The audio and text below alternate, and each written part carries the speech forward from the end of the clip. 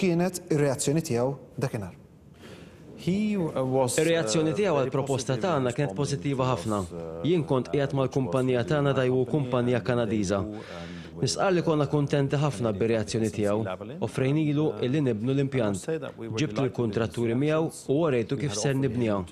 Tajnieh garanzija u jekk irid nikru għalilu.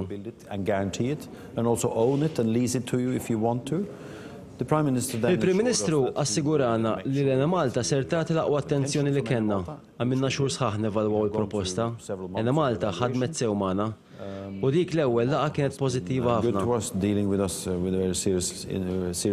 Ma dak li inti qed issejjaħ bħala reazzjoni pożittiva ma tantx taqbel mar-reazzjoni tal-Prim Ministru bħalissa, għaliex bħalissa l-istess Prim Ministru huwa kritiku ħafna għall-impjant illi qed toffru intkom. Qed jgħid li dan l-investiment irraġġel għall-għox lura. Qed jgħid li dan l-investiment mhux tajjeb għal Malta. Inti xi twieġeb?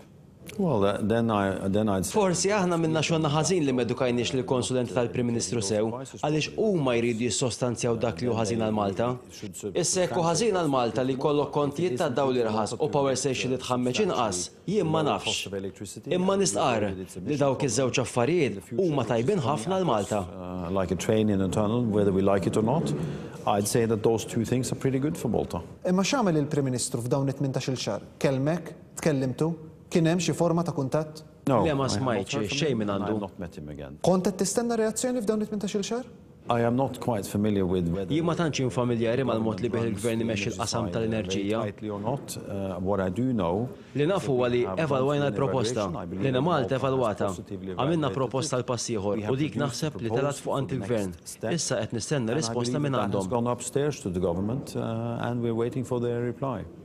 Il-mistoqsija hija waħda loġika. Min daqstant pajjiżi fid-dinja għaliex propju għażiltu lil Malta? Inni niġi Malta aktar minn 20 sena. Ħdimt fl-industrija tal-vapuri. Bnejna vapuri għan Norveġja. Inħobb ħafna l-Malta u sirt naf li Malta għandhom bżonn aktar enerġija. Malta hija fl-Ewropa. Għandkom aċċess għas-suq Ewropew ta' allowance credit li jfisser li jekk tibni impjant bħal dan li huwa enerġija efficient u karbon negattiv allura Malta tista' titħallas mill-Unjoni Ewropea tal-li tagħmel dan u dan huwa tajjeb anke għall-kumpanija tiegħi. Which is carbon negative, you can actually get paid by the EU for doing so. I think that's very interesting prospects also for my company. Jekk dan il-proġett iseħħ, xi tkun ir-relazzjoni bejn Sargas u l-Ena Malta? Għalkemm intkom għandkom 5 stazzjonijiet tat-televiżjoni f'Malta, għandna biss distributur wieħed. Dik hija sistema tajba.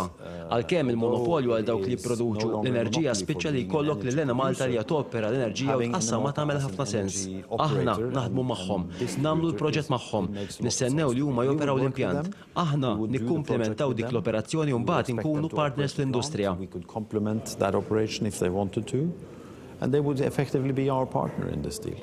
Jiġifieri ir-relazzjoni tagħkom bl-ebda mod ma tiżmantella jew inkella ddajjef lil Malta. On the contrary, I think. Għal kontrarju jekk l-interkonnektor isir, jekk dan l-impjant jinbena, allura nistgħu nagħtu l-enerġija lill-Italja.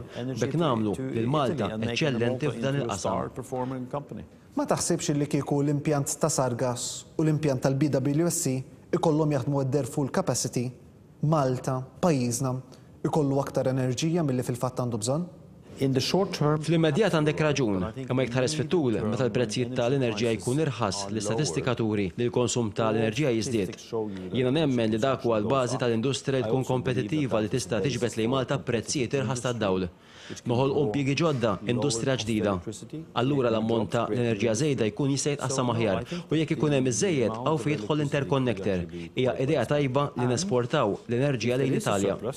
Il-prezzijiet tal-enerġija fl-Italja huma l-ogħla fl-Ewropa. L-Italja hija l-ġara tagħkom u bekk tistgħu tagħmlu negozju magħha. It's your neighbor and you can make that into your business. Propju l-Gvern qed jgħid li għandna nimportaw l-enerġija mill-Italja. Inti x'inhi l-opinjoni tiegħek? Ir-reazzjoni tiegħek għal dan? Ħażin, tridu tesportaw l-enerġija intkom lejn l-Italja? Jiġifieri assolutament ma taqbilx. No. Le ma naqbilx, għax jekk iġib l-enerġija mill-aktar suq li għandu prezzijiet għolji fl-Ewropa, allura intkom se tiċċarġaw l-industrija u l-ċittadini bl-aktar prezzijiet għolji fl-Ewropa. Mhux idea tajba. U aħjar li f'dal qasam tkun indipendenti li jkollok il-produzzjoni tagħkom u jekk ikollkom iżejjed tesportaw.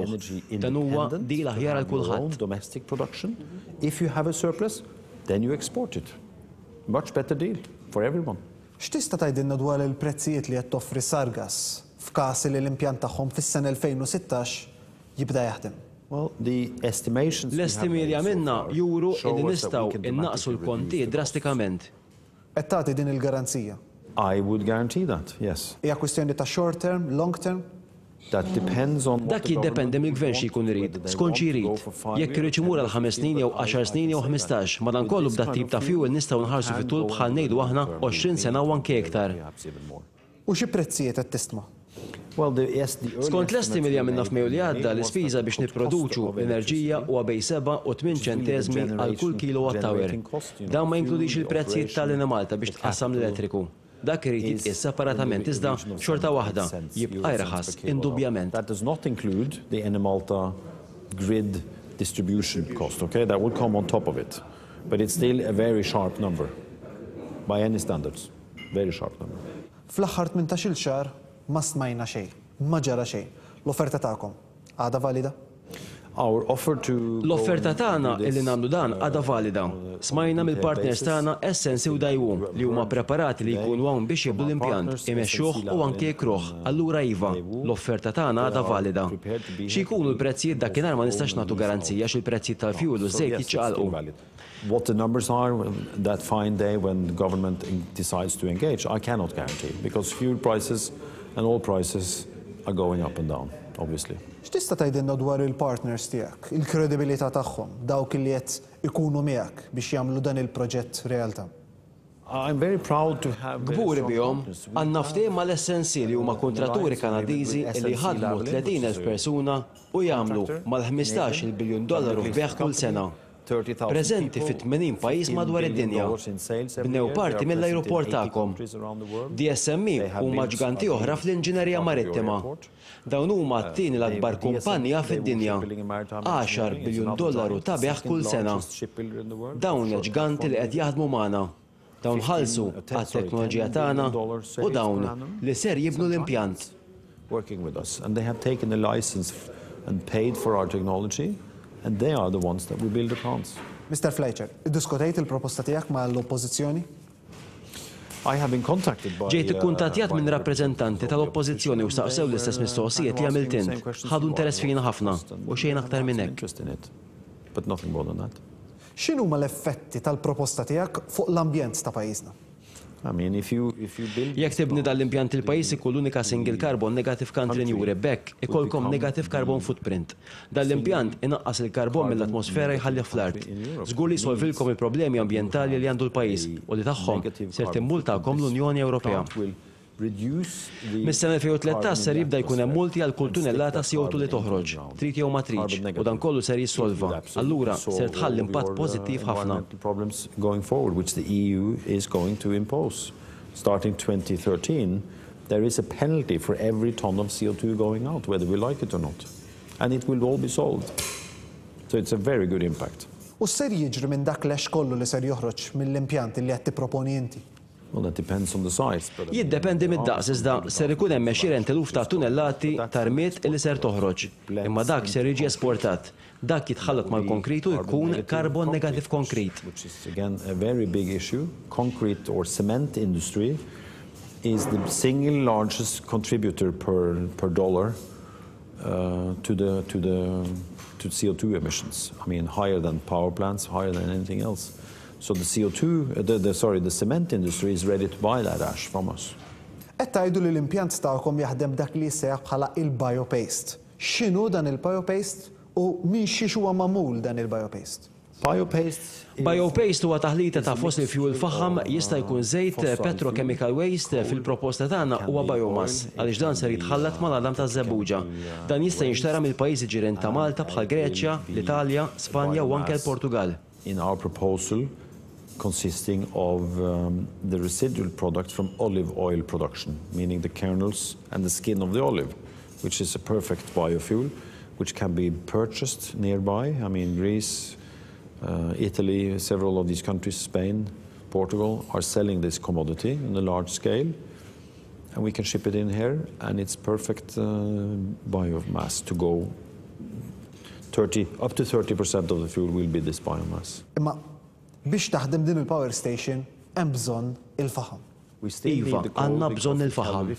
Imma ma taħsibx li dan huwa pass lura u mhux il-qudiem jekk f'pajjiżna jkollna power station li taħdem bil-faħam? Le, assolutament. Il-faħam li l-aktar jintuża fid-dinja bil-proċess li qed nipproponu aħna jitnaddaf. Dak li hemm bżonn fid-dinja, innatfu l-faħam. Qed nagħmlu lid-dinja pjaċir illi nibnu dal-impjant. Qed nuru l-ħaddieħor kif għandhom jimxu. Din hija waħda mir-reazzjonijiet li għall-gvern mhux qed jaqbel mal-investimenti li qed tipproponu intkom. Għandna bżonn nenfasizzaw aktar il-fatt li mhux se jkun hemm emissjonijiet li tagħti garanzija jfisser li jekk ma nżommux kelmietna jkollna nħallsu. Oġġettivament, ambjentalment, kif tqabbel dal-impjant li qed tipproponu intkom mal-impjant tal-BWSC? Well, I believe that you're really then comparing apples with oranges in the sense. Naħseb li qed inxebbaħ it-tuffieħ mal-larinġ għaliex il-heavy fuel oil huwa l-aktar għoli u l-aktar li hemm jaħsar għall-ambjent. Dak huwa fatt. L-impjant li ieħor huwa tal-ġenerazzjoni tagħna biex inaqqas l-emissjonijiet kontijiet irħas. Allura naqbel mal-impjant tagħna. Dik hija l-opinjoni oġġettiva tiegħi. Worked very seriously to do away with all the emissions and reduce the cost. So I would strongly favor the latter. I'm sorry. I mean That's my objective opinion. Il-kap tal-oppożizzjoni ilu żmien twil ta' kif jistgħu jorħsu l-kontijiet tad-dawl u tal-ilma b'mod sostenibbli kif ukoll realistiku. Il-Prim Ministru qed jgħid li dan mhux possibbli. Bit-teknoloġija li qed tipproponu intkom, tara dak li qed jgħid il-kap tal-oppożizzjoni bħala xi ħaġa li hija fattibbli? I think so. Ivek naħseb u naħseb li ħaddieħor qed jaħseb l-istess mod. Għalhekk qed ikollna domanda b'saħħitha biex nibnu dawn l-impjanti madwar id-dinja. Lesti li taħdmu ma' gvern ġdid? I am not a politician. Jien m'iniex politiku imma businessman li qed nipprova nġib teknoloġija ġdida fil-qasam tal-enerġija jien naħdem ma' kulħadd jekk il-gvern ma jridx jaħdem magħna immorru naħdmu x'imkien ieħor. Fis-seminar tal-lum rajna parteċipazzjoni pjuttost wiesa minn ambjentalisti għal businessmen għal politiċi. Ma dan ukollu kien hawn assenti in-naħa tal-gvern. L-ebda uffiċjal min-naħa tal-gvern ma kien preżenti għas-seminar illi għamiltu intkom. X'inhi r-reazzjoni tiegħek? Slightly surprised by that, yes. Xi ftit sorpriż b'dan, naħseb li suppost l-enerġija għandu jkun fuq net tal-aġenda ta' kull gvern. Allura iva sorpriż. Yes, I'm a bit surprised by that. Kont sorpriż? Kont qed tistenna li kellhom ikunu hawn? Aħna stidinnihom. Oriġinarjament dan is-seminar kellu jsir jitfit mal-Kunsill Malti għax-Xjenza u t-Teknoloġija. Dan ma ġarax. Għaliex?